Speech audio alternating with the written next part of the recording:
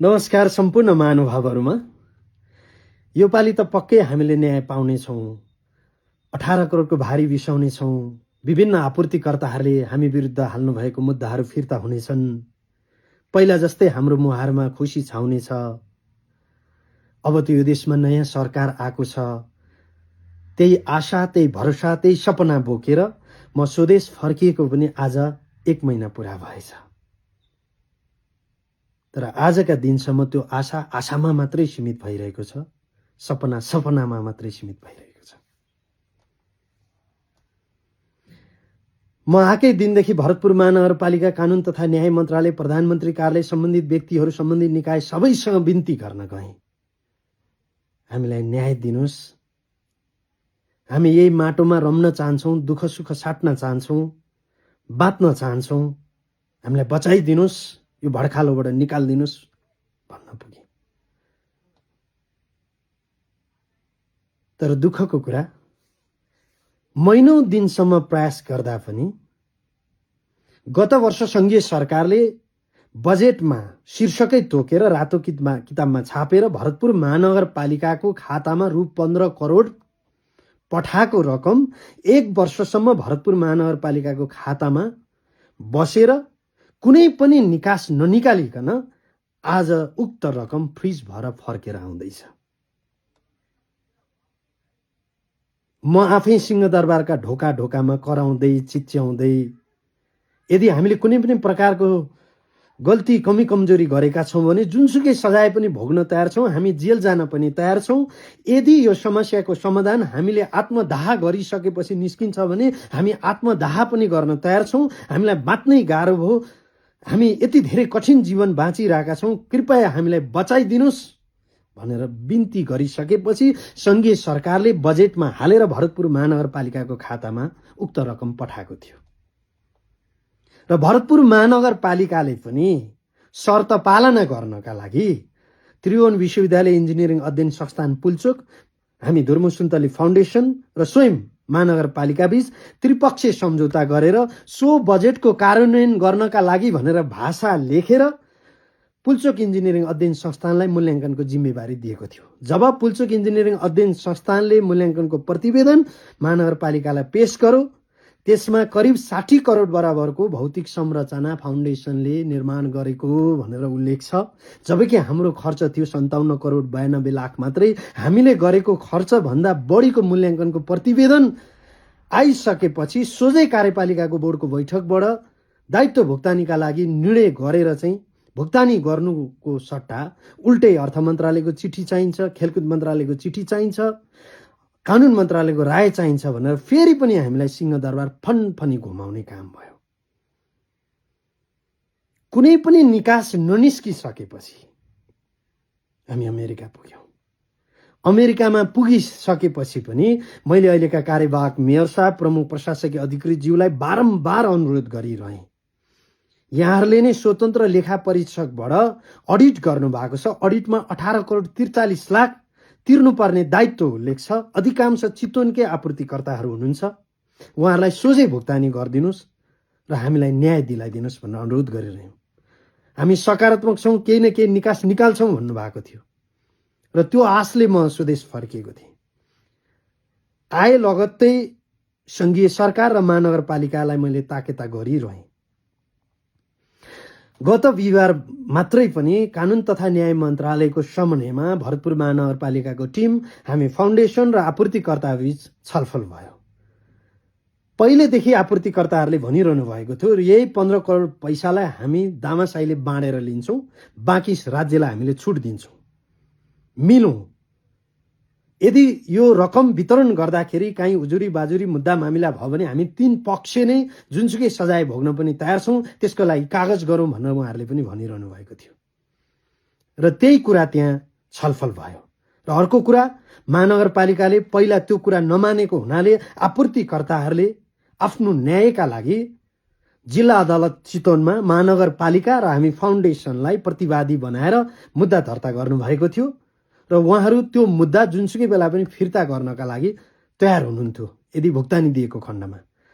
र त्यही मुद्दा भएको कारणले संयुक्त निवेदन दियो भनेदेखि अदालतबाट मेलमिलापबाट यो कुरा टुङ्गिन्छ भनेर महाधिवक्ताको कार्यालयमा छलफल भयो र उत्तम उपाय यही हुन्छ भनिसकेपछि महानगरपालिका पनि राजी भयो र हामीले संयुक्त निवेदन दिने निर्णय गर्यौं र बैठक सकिने बित्तिकै हामीले एक प्रकारको ड्राफ्ट बनायौं संयुक्त निवेदनको र त्यो दिन महानगरको टोली काठमाडौँमै रह्यो। भोलिपल्ट कार्यवाहक मेयर साहब र उहाँको टिम बसेको होटल ठमेलमा हामी पुग्यौं, ड्राफ्ट दियौं, देखायौं, उहाँहरूलाई लागेको कुरा पनि त्यसमा समावेश गर्ने कुरा भयो र भोलिपल्ट शनिबार भएको कारणले आइतबार बोर्डको बैठक बस्छ। विधेय भए पनि हामी आह्वान गर्छौं तपाईहरु पनि आइतबार आउनुस् र सोमबार अदालतबाट मेलमिलापबाट यो विषय टुङ्ग्याउने भन्ने खालको समझदारी भयो।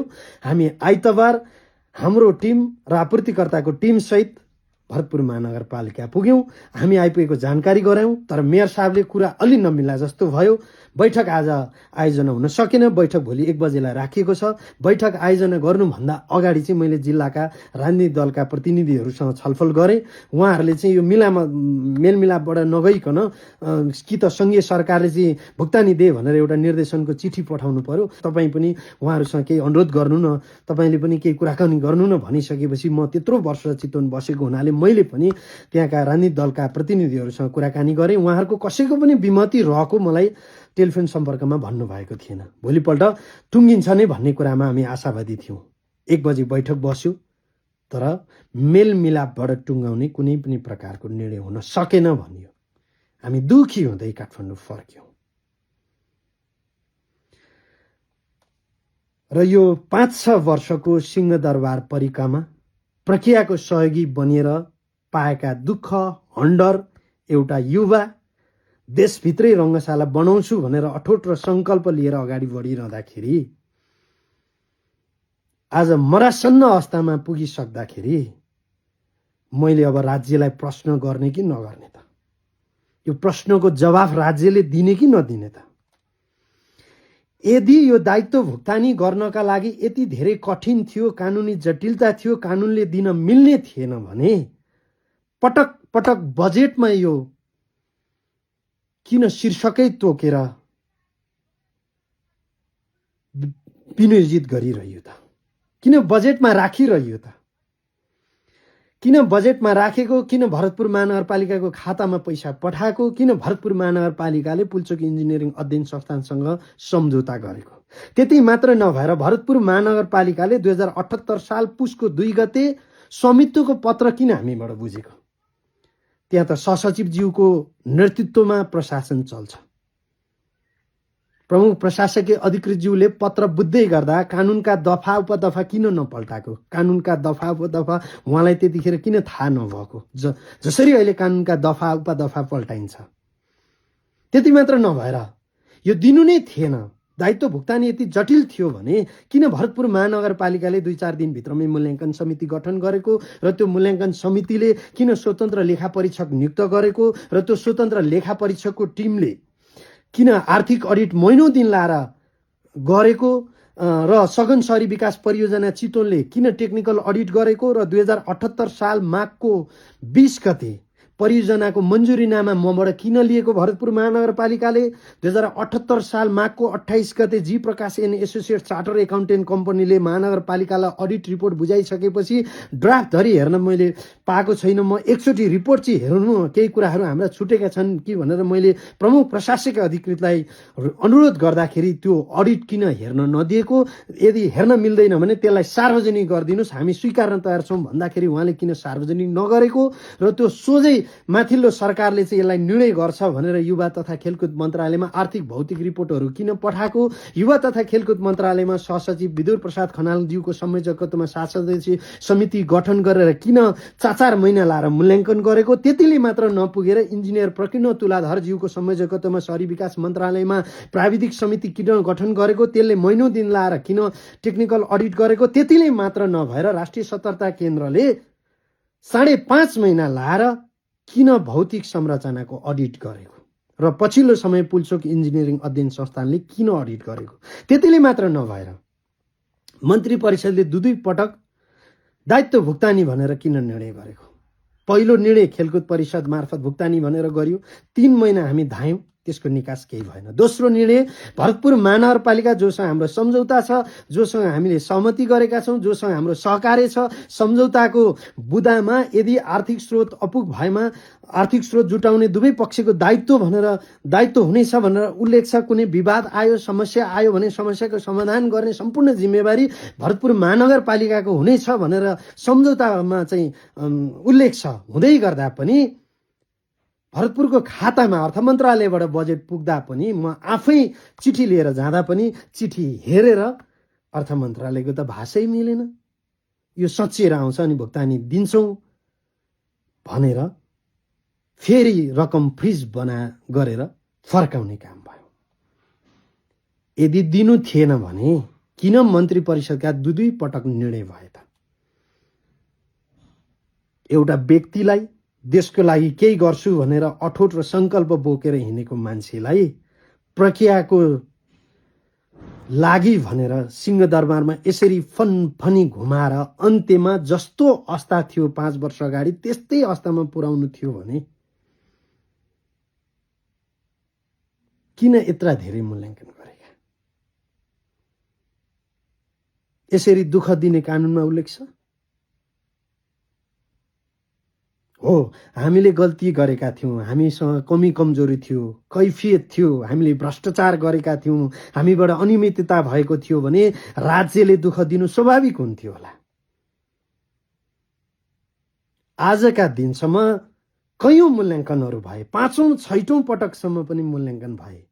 यहाँहरूले कहीँ कतै ती मूल्याङ्कनका रिपोर्टहरूमा धुर्म सुन्तलीले चाहिँ भ्रष्टाचार गरेका रहेछन्, अनियमितता गरेका रहेछन्, काम बिगारेका रहेछन्, मापदण्ड विपरीत रङ्गशाला बनाएका रहेछन् भनेर कहीँ देख्नुभयो, भेट्नुभयो, सुन्नुभयो? यदि कसैले सुन्नु भएको छ, देख्नु भएको छ, भेट्नु भएको छ भने हामी जुनसुकै सजाय पनि भोग्न तयार छौँ। पुलचोकले 60 करोड भन्दा माथिको काम भएको रिपोर्ट सार्वजनिक गरिसक्दा पनि हामीले आजसम्म शान्तिले बाँच्न पाएका छैनौँ। त्यो 60 करोड त शुद्ध संरचनाको मात्रै थियो।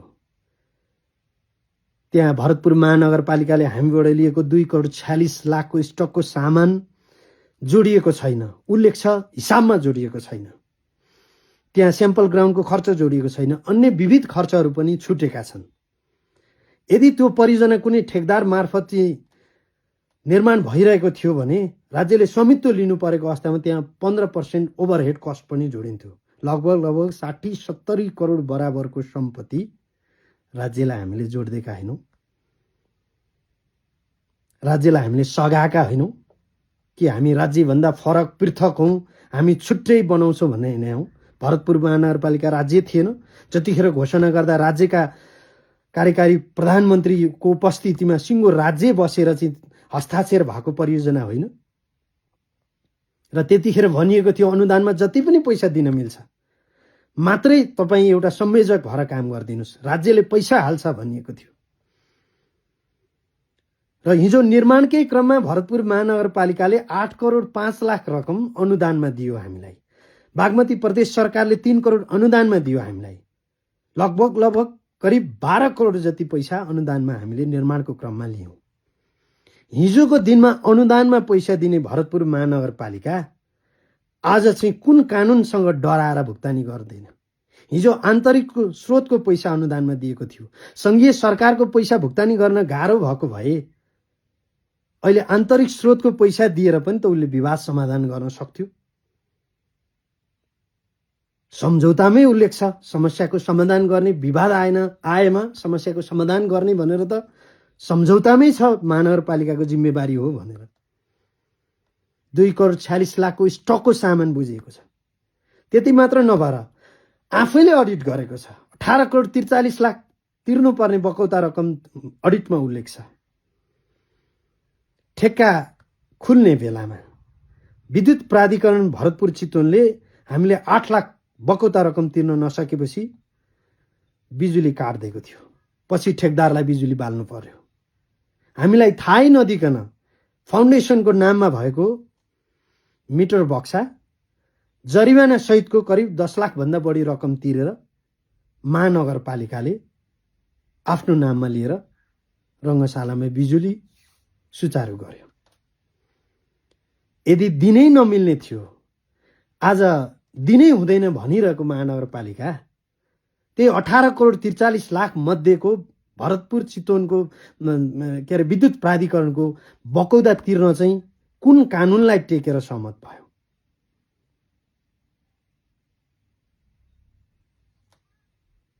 हो, हामी यहाँ बाँच्न सकेनौँ। वर्षौं धाउँदा पनि हामीलाई कहीँबाट पनि न्याय नमिलिसकेपछि र घरभित्रैको त्यत्रो ठुलो पीडालाई हामीले दबाएर रङ्गशाला बनाइरहेका थियौँ, बस्ती बनाइरहेका थियौँ। छोरीलाई ब्लेस मिल्ला भन्ने थियो। उसको स्वास्थ्य समस्या दिनानुदिन जटिल भइरहेको थियो। त्यसको पनि प्रभाव नगरिकन म सिंहदरबार धाइरहेको थिएँ। राज्यले न्याय दिन्छ र उसको उपचारका लागि निस्किन्छौँ भन्ने थियो।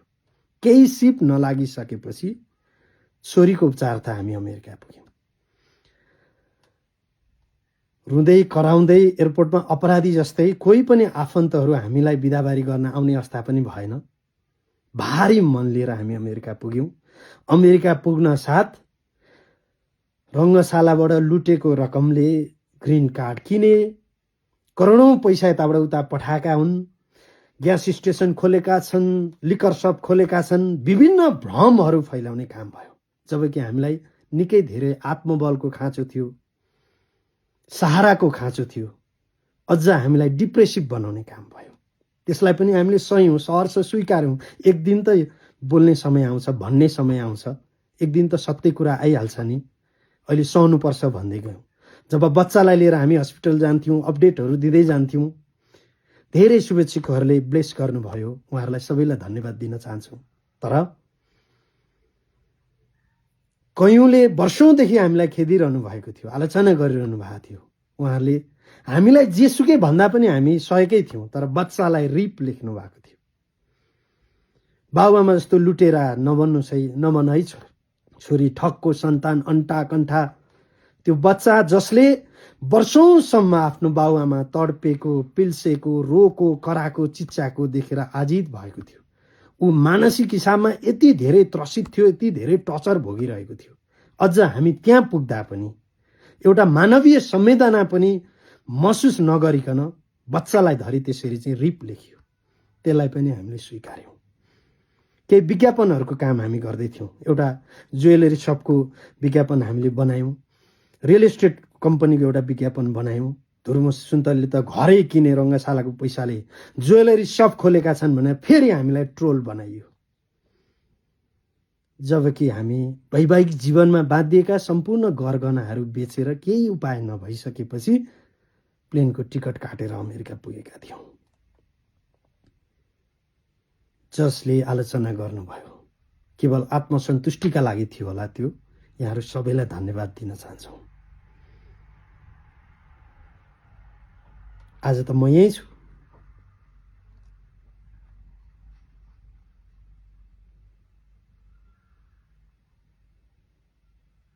आखिर जे भए पनि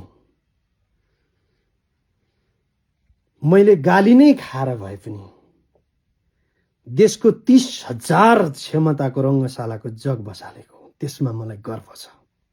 र मैले गरेको काममा, हामीले गरेको काममा हामीलाई आत्मसन्तुष्टि छ। किनभने हामी आफैमा पनि प्राविधिज्ञ नहुँदै पनि आज प्राविधिकका त्यत्रा मूल्याङ्कनहरूको रिपोर्टमा पनि कहीँ पनि कैफियत नदेखिनु, त्यसमा हामी गर्व गर्छौँ। जनस्तरबाट स्रोत जुटाएर 3.5 अर्बको रङ्गशाला बनाउँछौँ भनेर जतिखेर ओडिआई मान्यता प्राप्त हुँदाखेरि एउटा अन्तर्राष्ट्रिय मापदण्डको रङ्गशाला नहुँदै गर्दा, खेलकुद मन्त्रालयको वार्षिक बजेट 3 अर्ब भन्दा माथि नहुँदा पनि हामीले 3.5 अर्ब भन्दा माथिको चाहिँ डिपिआर तयार पारेर रङ्गशाला बनाउँछौँ भनेर फिल्डमा पुगेर खटेर सिभिल वर्क अन्तर्गतको 40% र 95% अन्तर्राष्ट्रिय खेल मैदान तयार पारेका हौँ। यसमा चाहिँ हामीलाई गर्व छ र यसको सम्पूर्ण श्रेय सहृदय मनहरूलाई जान्छ। उहाँहरूले खुलेर यति धेरै विश्वास गरिदिनु भयो, यदि त्यो परियोजनामा राजनीतिकरण नभएको भए, सङ्घीय सरकारले बोलेको कमिटमेन्ट पुरा नगरिदिएको भए, गरिदिएको भए, महायज्ञमा बोलकबल भएका 69 करोड रकमहरू सबै आइदिएका भए 9 करोड 41 लाख मात्रै महायज्ञबाट उठ्न सफल भयो। बोलेका सबै रकमहरू आइदिएका भए यतिखेर अन्तर्राष्ट्रिय प्रतियोगिताहरू आयोजना भइरहेका हुन्थे। नेपालले 30,000 क्षमताको रङ्गशाला आजभन्दा 2 वर्ष अगाडि नै पाउँथ्यो। हामीले त यही भूमिमा रङ्गशाला बनाइरहेका थियौँ। राज्यले बनाए पनि, व्यक्तिले बनाए पनि, राज्य र जनताको सहकार्यमा, नागरिकको सहकार्यमा एउटा पुनित कार्य हुँदै थियो। तर यसको क्रेडिट धुर्मुन सुन्तलीलाई जाने भयो भनेर यसरी विचलन भएर हामीमाथि प्रहार गरियो। के घाटा थियो देशले रङ्गशाला पाउँदाखेरि? खैर अहिले बनिरहेको छ। शुभकामना दिन चाहन्छु र भन्न चाहन्छु 30,000 को जगमा उठेको रङ्गशाला पछि त डिजाइनलाई रिभाइज गरेर 15,000 झारियो। तर 30,000 उठोस्। अहिलेको सरकारले 30,000 को रङ्गशाला बनाओस्, हामीलाई न्याय दियोस् र हामीसँग भएको अनुभव पनि हामी साट्न चाहन्छौँ, सरकारलाई सघाउन चाहन्छौँ। पहिलो कुरा त हामीलाई यो भड्खालोबाट राज्यले निकालिदियोस्, त्यो अपिल, त्यो अनुरोध गर्न चाहन्छु। आज हामी आवाजविहीन बनेका छौँ। हामी जति चिच्याए पनि, जति रोए पनि, जति कराए पनि हामीले कहीँबाट न्याय पाउनेवाला छैनौँ। किनकि हामी स्वतन्त्र नागरिक मात्रै भयौँ। यो देशमा स्वतन्त्र नागरिक भएर बस्न र बाँच्न कति गाह्रो हुँदो रहेछ भन्ने कुरा हामीले पल पल महसुस गरेका छौँ। आज हामी काङ्ग्रेस थियौँ, आज हामी एमाले थियौँ, आज हामी माओवादी थियौँ, आज हामी राप्रपा थियौँ, आज हामी रासपा थियौँ अथवा अन्य कुनै पार्टीमा आबद्ध थियौँ भने त्यो पार्टीले हाम्रो मुद्दा बोक्थ्यो, संसदमा आवाज उठाउँथ्यो। आज सबैलाई डर के छ भने यो मुद्दा, यो आवाज बोल्यौँ भनेदेखि त हाम्रो पार्टी सिद्धिन्छ, भोलि विवादमा परिन्छ, राजनीतिक भविष्य अन्धकार हुन्छ, किन बोल्ने? आज एउटा नागरिक पल पल मरिरहेको छ। धुर्मुन सुन्तलीले के देशलाई गुण लाएका थिएनन्? कलाकारिता मार्फत पनि त हामीले खुसी साटिरहेका थियौँ। लाखौं करोडौंमा नेपाली दाजुभाइ दिदीबहिनीको मुहारमा आँसु छर्ने काम गरेका थियौँ। 2072 सालको भूकम्प पश्चात अनवरत रूपमा सामाजिक कर्ममा होमिएर 4-4वटा बस्ती निर्माण गर्दाखेरि, वीर हस्पिटल रङरोगन सरसफाई अभियान र पछिल्लो रङ्गशाला अभियानमा हामी जुट्दै गर्दाखेरि के राज्यलाई हामीले गुण लाएको होइन? र हाम्रो बारेमा आवाज उठाउनलाई त्यति गाह्रो भयो? मैले अघि पनि भने आज स्वतन्त्र नागरिक हुनुको पीडा हामीले भोगिरहेका छौँ। र अहिले पनि मन्त्री परिषदबाट विभिन्न राजनीतिक घराना भएका प्रतिष्ठानहरूलाई यसअघि अनुदानमा रकमहरू दिएर पनि समस्याका समाधानहरू गरिएका छन्। यदि मिल्छ भने मन्त्री परिषदबाट निर्णय गराएर भए पनि सरकारले हामीलाई न्याय दियोस्। किनभने अहिले त सबैभन्दा कान्छो प्रधानमन्त्री, त्यो पनि कला क्षेत्रको प्रतिनिधित्व गर्दै एउटा असल व्यक्ति देशको प्रधानमन्त्री भन्नुभएको छ। महानगरपालिकामा उहाँ नगर प्रमुख हुँदै गर्दा पनि मैले कयौं पटक उहाँलाई भेटेर बिन्ती पनि गरेको थिएँ, यसको डिजाइनहरू पनि देखाएको थिएँ र भएका घटनाहरू पनि सुनाएको थिएँ र म आशावादी थिएँ र निकास निस्किन्छ भन्ने कुरामा म विश्वस्त थिएँ र छु पनि।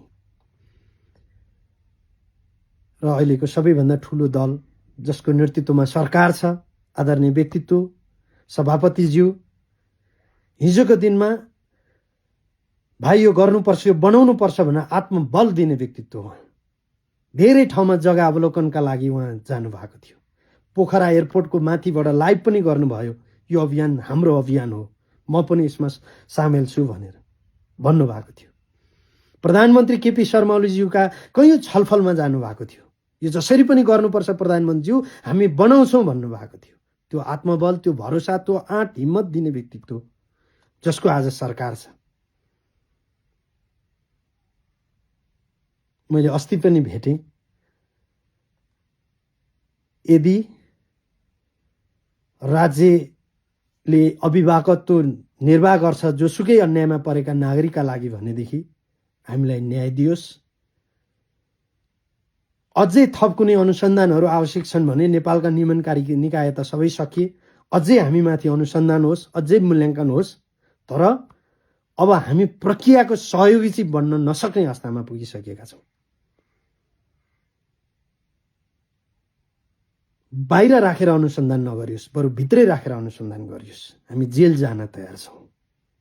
सरकारलाई बिन्ती छ, यसको निकास निस्किँदैन भने हामीलाई जेलमा लगेर हालिदिनुहोस्। तर यसरी जिउँदै मार्ने काम चाहिँ नगर्नुहोस्। अब हामी बाँच्न नसक्ने अवस्थामा पुगिसकेका छौँ। हामी बाँच्न चाहन्छौँ, यही देशको माटोमा मर्न चाहन्छौँ। कृपया हामीलाई बचाइदिनुहोस्।